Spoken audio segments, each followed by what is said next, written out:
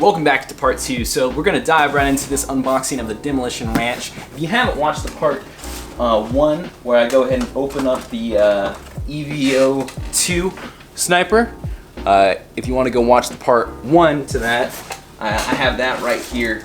And I have to say it was a beautiful unboxing, and I was pleasantly surprised in how well the build was. I was actually blown away. It was really beautiful, and it was fun to unbox. But so stay tuned in for that. You could go check that video out.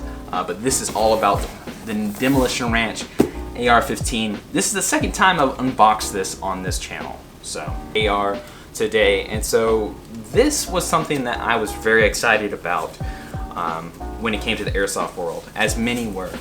I was unfortunately disappointed in my personal experience with it, but I felt like chance because it's so popular, and I want more, collaborations like this. But I want them to be, a decent collaboration. I want them to be something that I'm like, yeah, hey, that's a great option for you. Yeah, I've used that myself. It's, I want to be able to suggest to my viewers, and I want to be able to suggest to other airsofters out in the field, like, yeah, hey, go for it. Give it a shot. You may love it. So that's my only, and it really is absolutely beautiful.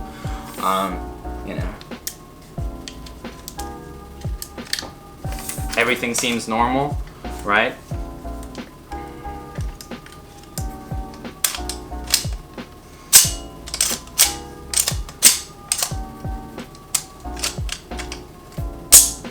I mean, just like last time, the bolt locked to the rear had issues last time, and it has issues this time. So it's, it's just like, there's no tension on that, the bolt release there. So it is completely jammed right now. Set it. And there goes that bolt. Axe. And there's the dust cover. It's not really dust cover, it's the bolt is what that would be acting as. And there's your spring right there, and that's how it lays in there. But unfortunately, that should actually say the APS branding on it. It has APS right there. So there's the silver edge gearbox, it says right there.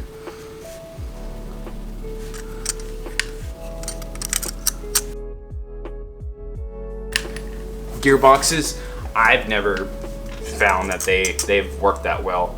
I've seen more APS gearboxes break than anything, which is why I'm not. It's why I'm not a fan of APS. That stay in there successfully.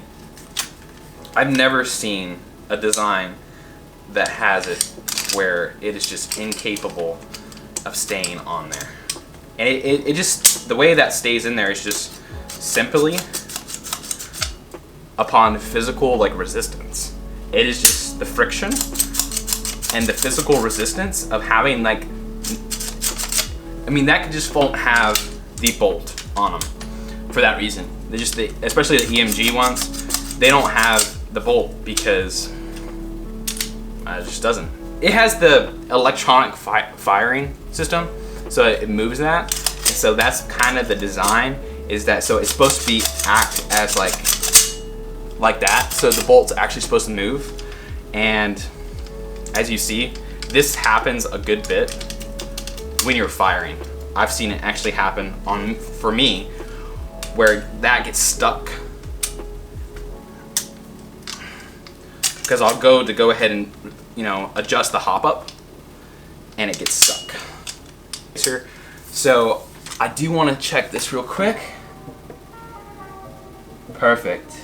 Okay, so this was another issue that they had on the first couple generations of these, was the barrels had so much epoxy on the threads that they were unable to go ahead and get them off. Well, now that is not an issue anymore. they've finally fixed that complaint, and it is no longer should be an issue because there's like no epoxy on there. But originally, with the first couple renditions of these, there was so much muck and epoxy on that Allen key, you couldn't get the flash hider off to put a tracer unit on. There was no hope for you. It wasn't an option. So anyway, so far it looks, there's not a wobble really in the barrel like there was on the other one when I got it. So that's good. The bolt's the same. The stock doesn't really give you very much battery space, and that's just how it is. You just have to have a buffer tube style. As far as the internal gearbox, it does have a quick change spring that is actually buffer tube quick change. You cannot replace this buffer tube, unfortunately. What else? The upper and lower are different sizes than most. The barrel's an APS barrel. Gearbox is APS. I mean, APS is making this. APS motor. MOSFET is a question mark still. I still don't know to this day whether there's a MOSFET in here. But I know the trigger contacts do burn out pretty bad on these, so in my opinion there might not be a MOSFET, internal MOSFET for the gearbox, because the trigger contacts are burning out on these APS gearboxes like crazy. But beautiful rifle. I mean, that's all I can say. I mean, absolutely beautiful. Is it light? I don't think it's necessarily any lighter than anything else, but it's no stickers other than right here on the handguard or the pistol grip. You have one sling point, and that's pretty much it. I would probably put this here if I wasn't too worried about scratching the paint job. Is where I would probably put it, and then put one here. But yeah, that's your only sling point because you don't have your normal sling points on this design. But hey, for a model replica, when you get the sale price on this, I got it for $299. Was it worth it? Yeah, $299 is 100% worth it. $299, I would have had no complaints with these issues that it has. But when I first bought it, it was $425. So for $125 more, getting the same issues,